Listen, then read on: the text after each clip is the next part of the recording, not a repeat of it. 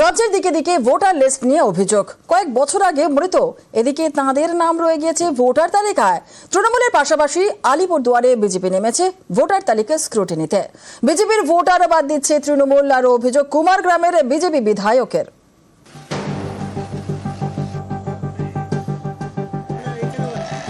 জেলায় জেলায় এপিক নম্বরে গড়মিলের অভিযোগ। বাড়ি বাড়ি ভোটার তালিকা স্ক্রুটিনিতে তৃণমূল নেতাকর্মীরা।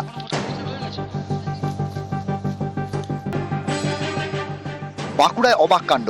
অভিযোগ ১৯ জন মৃত ব্যক্তির নাম ভোটার তালিকায়। ভোটার তালিকার গড়মিল এবার তৃণমূলের ব্লক সভাপতির বুথে। বাঁকুড়া ১ নম্বর ব্লকের ২৭৩ নম্বর বুথের ঘটনা।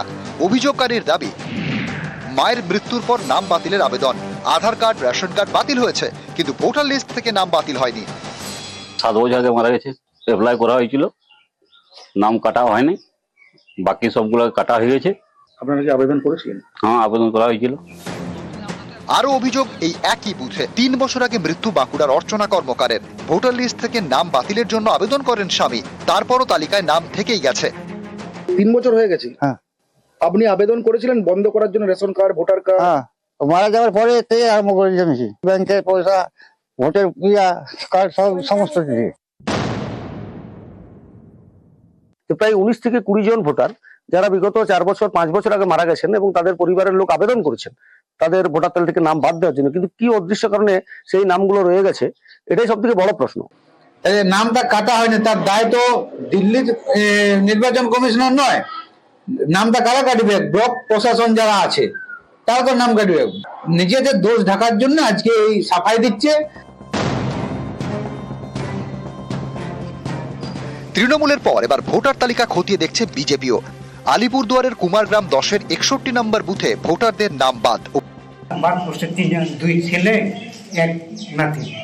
এই 3 জনের ভোট কাটিয়ে দিয়েছে। কারা কাটলো, কেন কাটলো? কাটলো যে কে, এটা তো বাবা আমরা দেখি নাই। তৃণমূলের সরকার, এই সরকার বিশেষ করে বিজেপি সমর্থকদের নাম, হিন্দু ভোটারদের নাম বাদ দেওয়ার পরিকল্পনা করেছে। তারা কেউ ট্রান্সফার করেনি, কেউ ভূতের ভোটার নন, অথচ তাদের নাম কাটা হয়েছে শুধুমাত্র তারা সাধারণ মানুষ, তারা হয় বিজেপি সমর্থক অথবা তারা বিজেপি করেন। ও অভিযোগ করলে তো হবে না, নাম বলেন, বুথ নাম্বার বলেন, কি নাম কার বাদ গিয়েছে, এটা ওইখানে যারা বিএলএ আছে ওদের তো একটা বিএলএ হবে, ওদেরকে বললে তো হয়।